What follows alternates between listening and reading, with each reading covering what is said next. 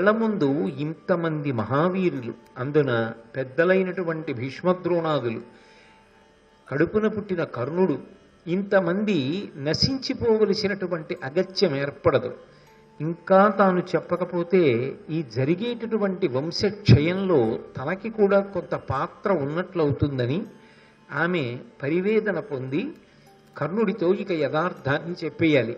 ఇంకా ఇప్పుడు కూడా చెప్పకపోతే ఈ వంశక్షయానికి నేను కూడా కారణమైపోతాను, ఆ పాపం పంచుకోవలసి వస్తుందేమో అని మనసులో పరితాపం పొందిందో ఏమో ఆమె. కర్ణుడు ఎక్కడున్నాడు అని అడిగింది. కర్ణుడు తెల్లవారుజామున గంగానదిలో స్నానం చేసి వెన్నుపం చురుక్కుమనే వరకు కూడా జపం చేస్తాడు. వెన్నుపం చురుక్కుమనే వరకు అంటే నా ఉద్దేశం ఏమిటంటే ఎండ కొద్దిగా పైకి ఎక్కే వరకు అని. అప్పుడు కదా వీపు మీద పడుతుంది ఎండ. వీపు మీద పడే పర్యంతము ఆయన జపం చేస్తూ ఉంటాడు. ఆ జపం చేస్తున్నంతసేపు సమాధినిష్టలో ఉంటాడు. కర్ణుడు గంగానది ఒడ్డున స్నానం చేసి జపనిష్టలో ఉన్నాడు అని చెప్పారు. తిన్నగా ఆ గంగానది దగ్గరికి వెళ్ళింది. ఆయన స్నానం చేసి కూర్చుని జపం చేసుకుంటున్నాడు. ఆయన వెనక్కాతలే కూర్చుంది ఆవిడ. కొంతసేపు అయిన తర్వాత ఆయన బహిర్ముఖుడయ్యాడు. 4 దిక్కుల వంక చూశాడు. వెనక కుంతీదేవి కనపడింది. ఆమె పాండవుల యొక్క తల్లి. పాండవులు తనకు శత్రువులు కావచ్చుగాక, కానీ పాండవులను కల్ల తల్లి. ఆ కారణం చేత వెంటనే ఆమెకి నమస్కరించాడు. ఆ నమస్కారం చేసినప్పుడు పరమ గౌరవంతో అభివాదం చేస్తూ ప్రవర చెప్పినప్పుడు తాను అధిరథులు రాధాదేవి యొక్క కుమారుడను అని చెప్పి ప్రవర చెప్పి నమస్కారం చేశాడు. వింది కుంతీదేవి. విని వెంటనే ఆవిడంది, నాయనా నువ్వు ఇప్పుడు ప్రవరలో చెప్పినట్లుగా నిజానికి ఆ రాధాదేవికి అధిరథుడకు జన్మించినటువంటి వాడివి కావు. నువ్వు నా కుమారుడివి. నేను కుంతిభోజుడి దగ్గర పెరిగాను. దుర్వాసు మహర్షి ఇచ్చినటువంటి వరప్రభావంగా నిన్ను నేను పుత్రుడిగా పొందాను.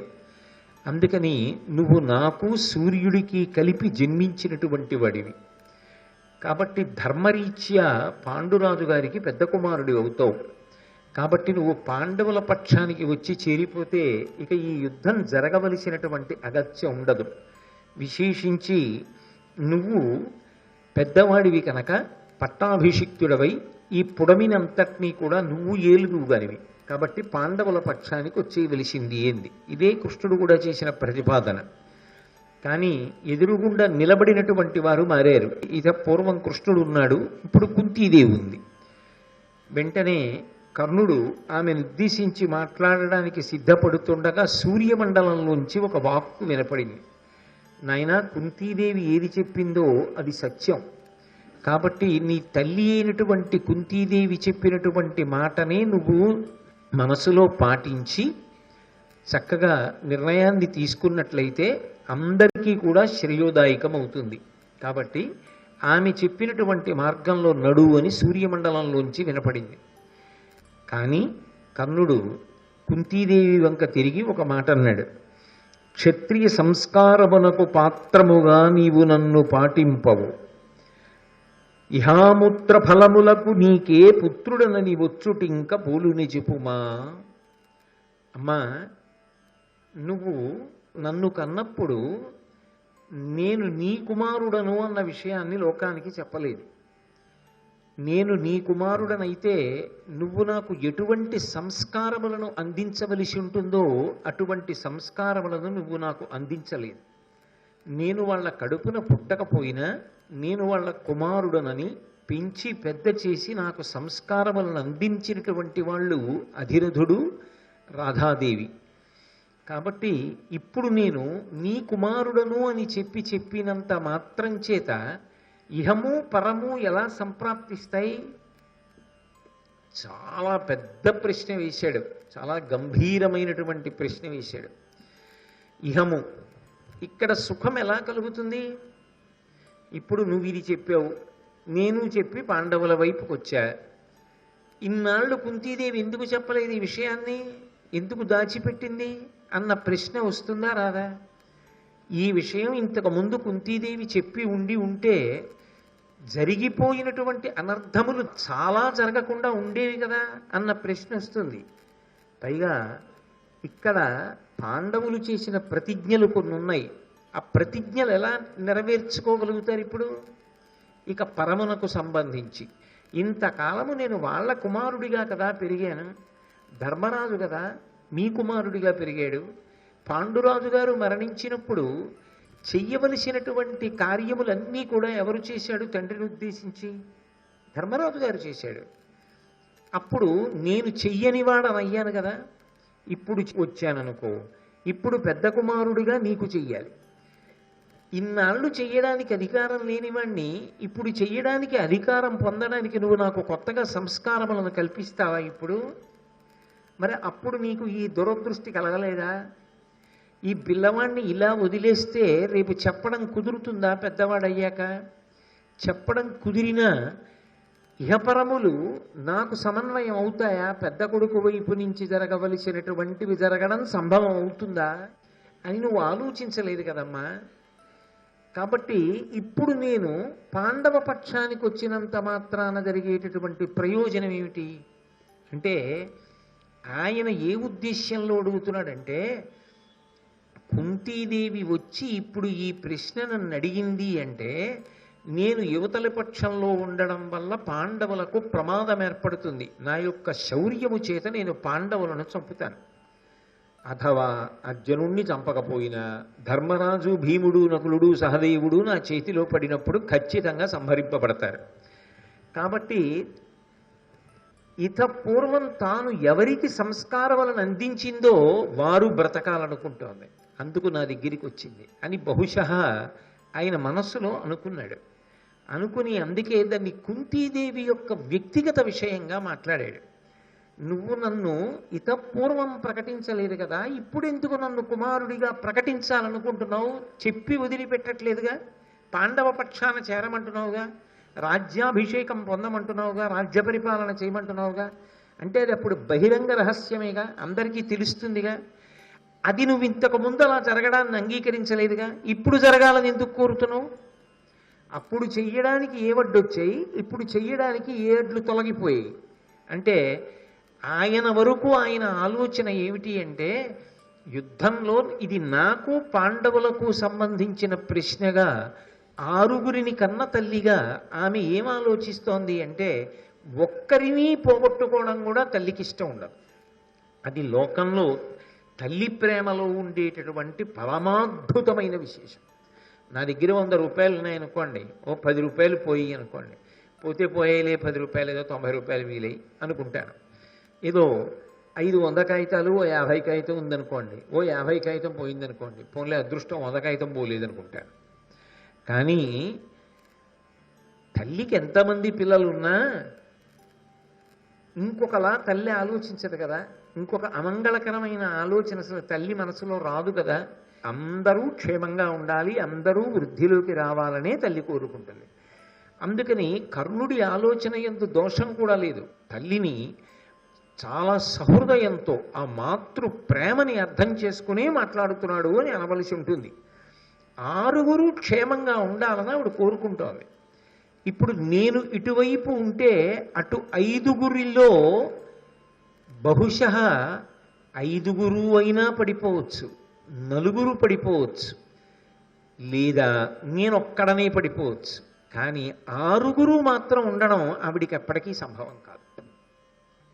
ఇటు తాను ఉన్నంతకాలం కుంతీదేవి 6గురు బిడ్డల తల్లిగా కనీసం తన కొడుకని తెలియకపోయినా కళ్ళ ముందు చూసుకుంటోంది కదా. ఆవిడికి సంబంధించినంత వరకు కొడుకు ఎదురుగుండా ఉన్నాడు, చూస్తోంది. నిజంగా కూడా గూఢచారుల ద్వారా ఆవిడ తెలుసుకుంది ఏం చేస్తున్నాడు, ఎలా వృద్ధిలోకి వచ్చాడు, ఏమేం నేర్చుకున్నాడు, పరశురాముడి దగ్గరికి ఎందుకు వెళ్ళాడు, ద్రోణుడి దగ్గర ఏం నేర్చుకున్నాడు, అన్నీ తెలుసుకుంది ఆవిడ.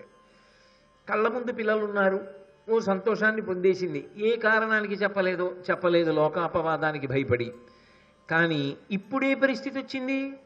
కర్ణుడు అలాగే ఉండిపోతే, పాండవులు ఇలాగే ఉండిపోతే, యుద్ధం అయిపోయిన తర్వాత తాను ఎంతమంది సజీవులైన పిల్లలకు తల్లి అన్న విషయం కుంతీదేవి కూడా చెప్పలేదు, పాండవులు చెప్పలేరు, కర్ణుడు చెప్పలేడు.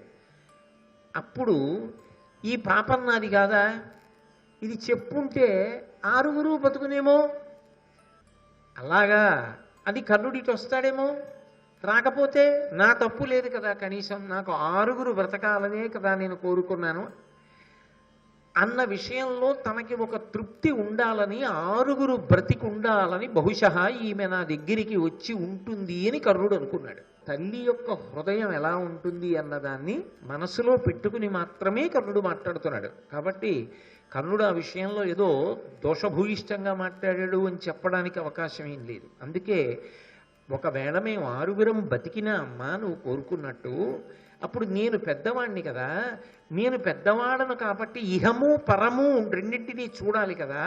నువ్వు పట్టాభిషేకం ఇహం మాట్లాడుతున్నావు, నాకు రాబోయేది మాట్లాడుతున్నావు. పరం, నాకు పరం ఎలా ఉంటుంది? మిత్రద్రోహం చేయలే ఆఖరి నిమిషంలో యుద్ధంలో, అప్పుడు నాకు ఇహమునందు రాజ్యవైభవం ఉంటుందేమో, శరీర పతనానంతరము నా పరిస్థితి. ఇప్పుడు రాజ్యం లేకపోయినా ఇహమునందు నేను పొందనిదేమిటి? దుర్యోధనుడు నాకు రాజ్యాభిషేకం చేశాడుగా, అంగరాజును అయ్యానుగా. అంగరాజునేమిటి ఇంచుమించు అర్ధసింహాసనం ఇచ్చి గౌరవించినంత గౌరవించాడుగా. దుర్యోధనుడి అంతేవాసిగా దుర్నిరీక్షుడనయ్యానుగా. ఇంకా ధర్మరాజు గారు వాళ్ళు 12 ఏళ్ళ అరణ్యవాసం, 1 ఏడాది అజ్ఞాతవాసం చేశానేమో కానీ నీ చేసింది ఉంది రాజరికమేగా. పొందవలసిన రాజభోగాలు అన్నీ పొందానుగా. ఒకవేళ ఇప్పుడు యుద్ధానికి వచ్చాననుకో, చచ్చిపోయాననుకో, పాండవుల చేతిలో వీరస్వర్గాన్ని పొందుతాను.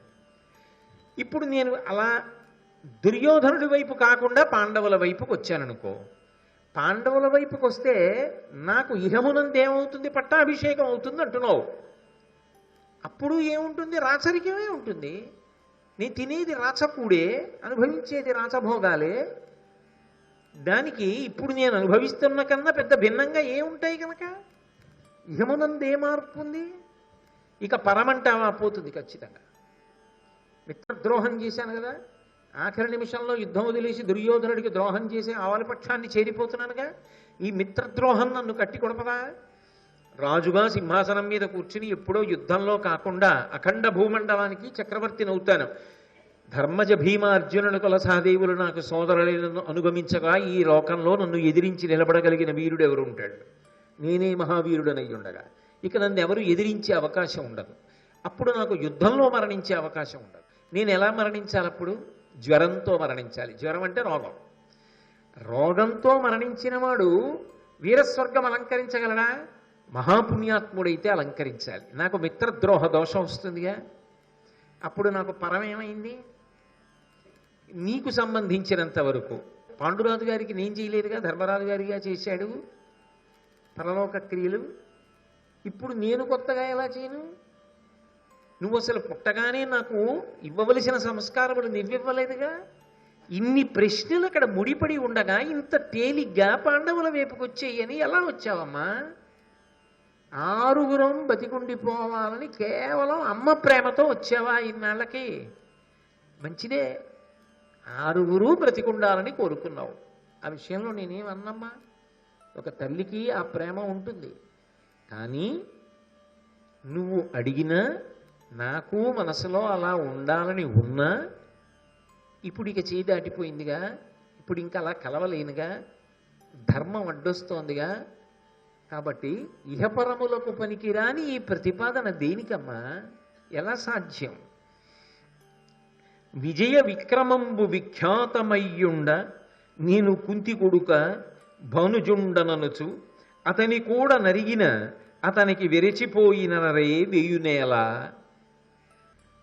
లోకంలో అందరికీ తెలుసు నాకు అర్జునుడికి స్పర్ధ ఉన్నది అని. అందరికీ తెలుసు కురుక్షేత్రంలో దుర్యోధనుడు నన్ను నమ్ముకునే యుద్ధానికి వస్తున్నాడు, నేనే అర్జునుడితో యుద్ధం చేస్తాను అని. ఇప్పుడు నేను యుద్ధం మానేసి నేను కుంతీదేవి కొడుకుంటా, నిన్ననే చెప్పారు ఆవిడ, నేను సూర్యుడి కొడుకుంటా, నిన్ననే చెప్పాడు సూర్యమండలం నుంచి, ఒరే మీ అమ్మ చెప్పింది సత్యమేరా అని, అందుకని పాండవుల వైపుకి వెళ్ళిపోతున్నాను అని నేనంటే లోకమంతా ఏమంటుంది? అర్జునుడితో యుద్ధం ఇప్పుడు తాడో పేడో, మన్నుటయో మరణించుటయో, ఈ స్థితిని ఎదుర్కొనలేక పిరికి పందయ్యి మిత్రద్రోహం చేసైనా ప్రాణాలు నిలబెట్టుకోవడానికి అర్జున పక్షాన చేరిపోయాడు కర్ణుడని అనదా? లోకమంతా నింద చేస్తే అది అపకీర్తి కాదా? ఇంత అపకీర్తి మూట కట్టుకున్న నాకెందుకమ్మా పట్టాభిషేకం? దానివల్ల ఏమిటి కలిసి వస్తుంది నాకొద్దు. అందుకని అది సాధ్యపడదు. నువ్వు అడిగిన మాట నేను అంగీకరించలేకపోవడానికి ఇన్ని కారణాలు ఉన్నాయి. ఇంత అపకీర్తిని నేను పొందలేను అంటే అందులోనే మీరు ఒక విషయాన్ని ఆలోచించండి. కుంతీదేవి ముందెందుకు చెప్పలా? కన్యాగర్భం అపకీర్తి వస్తుందనేనా? అపకీర్తిని భరించడానికి నీకున్న భయం నీకే కొడుకు నేను నాకుండదా? తల్లిపోలికి ఉండదా ఆ విషయంలో? సూర్యుడి నాళ్ళు ఎందుకు చెప్పలా? ఆయన అందుకేగా చెప్పలా. నీకే అపకీర్తి వస్తుందో అని చెప్పలేదో, తనకు అపకీర్తి వస్తుందని చెప్పలేదో, మొత్తం మీద చెప్పలేదుగా. అపకీర్తికి భయపడడం నా తల్లిదండ్రుల లక్షణం అమ్మా. మీ కొడుకుని నాకు అదే ఉంటుందిగా అమ్మా. మీరు ఒకప్పుడు చెప్పలేదు, నాకు ఇప్పుడు చెప్పినా అక్కర్లేదు. కాబట్టి ఎలా పొసగుతుంది? అది వేళ దాటిపోయిందిగా. అది ఇంకా మళ్ళీ నోటితో అనాలా? స్పష్టంగా అందులో అంతర్లీనంగా ప్రతిపాదింపబడుతోంది కదా. కాబట్టి ఏ అపకీర్తికి భయపడి నిలబడిపోయారో ఆ భయమే ఇప్పుడు వేరొక భయంగా మారిన, ఆరుగురు మిగులుతారా అన్న భయంగా అమ్మా నీకు మారిన, నేను చెయ్యగలిగినది కలిగదు. అది తాత్పర్యం. కాబట్టి తల్లి కడింది పగరని దెప్పక గడవంగా నీదం దలచు కౌరవనాథుండు చెడుగాక ఎంచు ఇత్తరి విడువదగునే అతని వలన వెలసిన వాడం. అమ్మా, దుర్యోధనుడున్నాడే, నా మీద ఎన్ని ఆశలు పెట్టుకున్నాడో తెలుసా? అతనికి తెలుసు ఈ జరగబోయేటటువంటి యుద్ధం గురించి.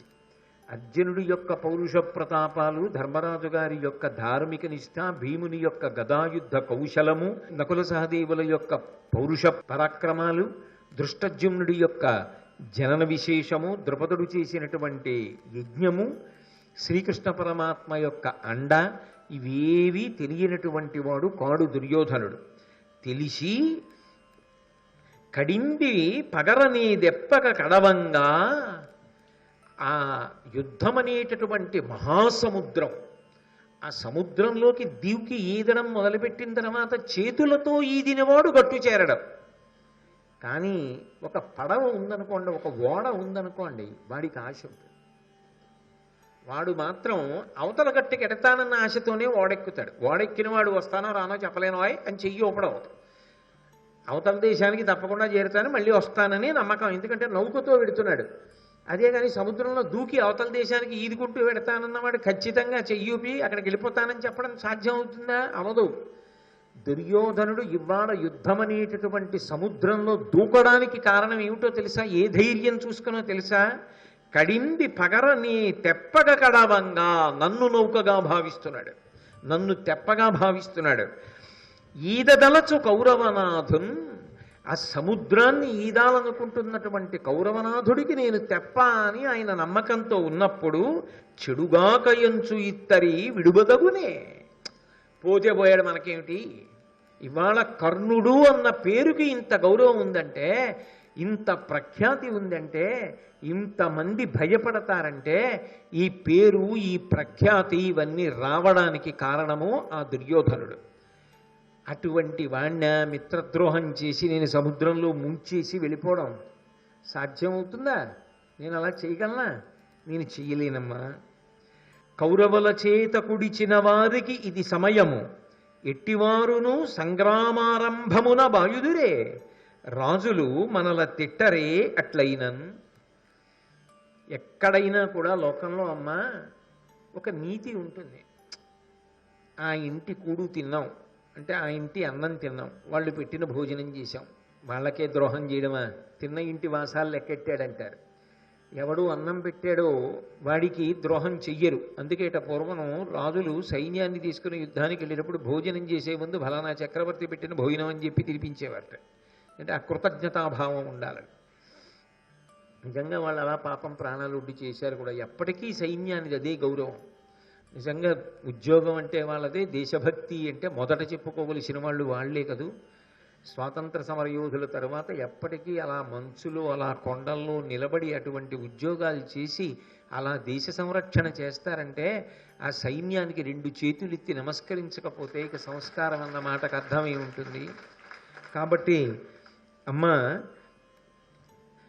కౌరవుల దగ్గర అన్నం తిన్నవాడెవరున్నాడో వాళ్ళందరికీ కూడా ఇదే సమయం.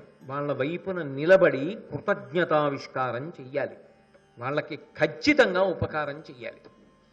ఇక పరమనమ్మకాన్ని కౌరవులు పెట్టుకున్న వాళ్ళు, వాళ్ళ వల్ల వృద్ధిలోకి వచ్చిన వాళ్ళు, వాళ్ళ వల్ల పేరు ప్రఖ్యాతులు పొందిన వాళ్ళు, అది ఈ జాతి సంస్కృతి మాట్లాడుతున్నాడు కర్ణుడు. కాబట్టి రాజులు మనల్ని తిట్టరే ఎట్లయినను, ఒకవేళ వదిలేశాననుకో అమ్మా, వదిలి అవతల వైపుకి వచ్చాననుకో, అప్పుడు నన్ను ఒక్కడనే తిట్టరమ్మా. ఆ కౌంతేయుడు, ఆ కుంతిసుతుడు ఆఖరణ కుంతి చెప్పిందిట, ఈయనటి వెళ్ళిపోయాట అంటారమ్మా. అన్నప్పుడు నన్నే తిట్టరు, నాతో పాటుగా రాజులు మనల తిట్టరే అట్లయినా. ఆ కుంతికి బుద్ధి లేదా? ఆఖరి నిమిషంలో కొడుకుని యువతల పక్షం నుంచి అవతల పక్షానికి తీసుకెళ్ళిపోయింది. కొడుకునని చెప్పి తగుదనమ్మా అని ముందు చెప్పడానికి అడ్డొచ్చిందా? ఇప్పుడు తన 6 కొడుకుల్ని కాపాడుకోవడానికి చెప్పి తీసుకుపోయిందా అని నిన్ను అనరమ్మా. నా వలన నన్ను కన్న తల్లి నిందపడితే నేను బ్రతికుండి ప్రయోజనం ఏమిటమ్మా? నేను నీ కొడుకునని ఎవ్వరికీ తెలియకుండా చచ్చిపోయినా, నా కొడుకు ఏమీ ఆశించకుండా, నా అపకీర్తి లోకానికి తెలియకుండా ఏ అపకీర్తిగా భయపడ్డానో దానికి అమ్మా నువ్వు అలాగే ఉండిపో, ఇక ఎవరికి చెప్పక్కర్లా. నేను పోతే పోయానని పోయినా నాకు బెంగలేదమ్మా. తప్ప తల్లికి నింద తెచ్చే కొడుకుగా మాత్రం బ్రతకడం నాకు ఇష్టం లేదు. నేను మాట పడతాను, నువ్వు మాట పడతావు. ఏ గౌరవం తెచ్చినట్టమ్మా? నీకు కొడుకుగా నేనే గౌరవం తెచ్చినట్టు? కాబట్టి ఎందుకమ్మా దానివల్ల ఉపయోగం ఏమిటి అంటే, ఒక్కటి మీరు బాగా గమనించాలి. ఆయన రాధాదేవి పట్ల ఎంత ప్రేమభావన ఆవిష్కరించాడో, ఎంత గౌరవాన్ని ఆవిష్కరించాడో, కుంతీదేవి పట్ల కూడా నిజానికి అంత భక్తిని, అంత కృతజ్ఞతను ఆవిష్కరిస్తున్నాడు. నిజంగా కర్ణుడే తలుచుకుంటే ఇలా మాట్లాడాలనేం లేదు. భారత కథనంతటిని వెనక్కి తిప్పి తీసుకొచ్చి తను పడిన మానసిక క్లేశం, తాను పోగొట్టుకున్నది, తనకి ఎన్నిసార్లు కుంతి ఈ మాట చెప్పనందుకు జీవితంలో ఈ విషయం అడ్డుపడి తను ఎదగలేకపోవడం సరిగదా శాపాలు పొందాడు. చివరికి అవి తనని ఎన్నిసార్లు కాట్లు వేశాయో చెప్పి, దీనికి నువ్వు కాదా బాధ్యురాలి అని అడగచ్చు. అడుగుతాడు, ఏమవుతుంది? గుండెలు బాదుకుని ఏడుస్తుంది, నిజమేరా నాన్న, నా వల్లే ఇవన్నీ అంటాడు. బతుకుతాడా? యుద్ధానికి వెళ్ళి చెప్పాడుగా కృష్ణుడితో, బతుకుతాడా? పోని అలాగని యుద్ధం మానట్టు వెళ్ళగలడా? మరి అని ప్రయోజనం ఏమిటి? ఇంకా ఎందుకు ఇంకా ఉండడు అన్న విషయం ఆయనకే తెలిసిపోతోంది స్పష్టంగా. ఇంకా ఈ ఆఖరి నిమిషంలో ఇంకా పెద్ద పూర్వాపర విచారణ చేసి, అమ్మా నువ్వు తప్పు చేశావు, నీ వల్ల ఇన్ని బాధలు పడ్డాను, ఇవి చెప్తే నేను పడిపోయాక ఆవిడికి ఇవి జ్ఞాపకానికి వస్తూనే ఉంటాయి. ఆవిడ ఇవి తలుచుకు ఏడుస్తుంది. కాబట్టి నా కష్టాలు ఆవిడికి చెప్పడం ఎందుకు, వద్దులే, వదిలేశాడు. అందుకే ఆ కోణంలో అసలు మాట్లాడాల. కర్ణుడి యొక్క మాతృభక్తికి 2 చేతులెత్తి నమస్కారం చెయ్యొద్దు. ఆయన ఎందుకు కొన్ని దోషములు ఉండవచ్చు, కానీ ఆయనలో ఉన్నటువంటి అద్భుతమైన సుగుణములు కొన్ని ఉన్నాయి. అందుకే ఆయన వేరొక కోణంలో అసలు మాట్లాడలేడు. మాట్లాడుతూ, మనని తిడతారు కదమ్మా లోకం, కాబట్టి వద్దు తల్లి, నీ పలుకెంత బోలినను నిర్ణయమిట్టిద కాని ఉండు లేదు, ఈ పని మీద భారమున నీవిట వచ్చితిగాన, పాండవుల్ సేపడిరేని చంప అరసేయక చెప్పెద, సవ్యసాచిపై కోపము పెద్ద, వాడు సమకూరిన బిట్టర చంపుతుంజుమి. పెద్ద కొడుకు అని చెప్పిందిగా, తమ్ముడుగా వాడు. ఇప్పుడు కుంతీదేవితో అంటున్నాడు, నీ పలుకెంత బోలినను, అమ్మా నువ్వు ఎన్ని చెప్పు, ఇంక ఈ ప్రసంగం ఇంతకన్నా అనవసరం. పైగా ఇది ఏమైనా ఎంత ఏకాంత సమావేశమైనా, ఎంత ఒక్క కుంతీదేవితోనే మాట్లాడుతున్నా, అది ఇక ఎవరూ రారు అన్న ప్రదేశం కాదు. ఏదో తెల్లవారుజామునంటే అక్కడ కర్ణుడు జపం చేసుకుంటాడా స్నానఘాట్లోని, బహుశా అక్కడికి ఎవరు రారేమో. కానీ పొద్దెక్కిపోయిన తర్వాత కర్ణుడు కూడా లేచి వెళ్ళిపోతాడని అందరికీ తెలుసు. కాబట్టి జనం మసిలే సమయం. ఇప్పుడు నువ్వు నాతో ఇది ఎక్కువ మాట్లాడడం, నీతో నేను ఎక్కువ మాట్లాడడం కూడా మంచిది కాదు. అందుకని నువ్వు ఎన్ని చెప్పు, ఇంతే కదా చెప్తావు. నా నిర్ణయం మాత్రం ఒకటేనమ్మా, దీనికి కొనసాగింపుగా నువ్వు ఎన్ని మాట్లాడినా అమ్మా నిర్ణయం ఇట్టద కాని ఉండులేదు. నేను కౌరవుల వైపే ఉండి యుద్ధం చేస్తానన్నది వినా నా నిర్ణయమునందు మార్పు రాదు. కానీ కన్న తల్లి నువ్వు వచ్చావు, ఏ భావనతో వచ్చి ఉంటావు అంటే తల్లి కళ్ళజోడు పెట్టుకు చూస్తున్నాడు పరకాయ ప్రవేశం చేసి. 6 బిడ్డలు కదా, 6 బ్రతకాలని కదా అమ్మా నీ కోరిక. ఒక్క మాట చెప్తాను, ఈ పని మీద భారమున నీవిట వచ్చితిగాన కొడుకుల మీద ప్రేమతో 6 బ్రతికుండాలన్న కోరికతో నువ్వు బహుశా వచ్చి ఉంటావు. కాబట్టి పాండవులు సేపడిరేని చంప, పాండవులు కనపడినా చంపనమ్మ. అరసేయక చెప్పెదా, అబద్ధం ఆడకుండా చెప్తున్నానమ్మా. సవ్యసాచిపై కోపము పెద్ద, అర్జునుడి మీద మాత్రం నాకు మొట్టమొదటి నుంచి కోపం ఉంది. ఎందుకని మీకు అనేక పర్యాయాలు చెప్పా. అర్జునుడేనా అంత కీర్తికి పాత్రుడు, నేను కూడా అన్న భావన కర్ణుడికి ఉంది. శ్రీ ఉమామహేశ్వర పరబ్రహ్మార్పణమస్తు. స్వస్తి.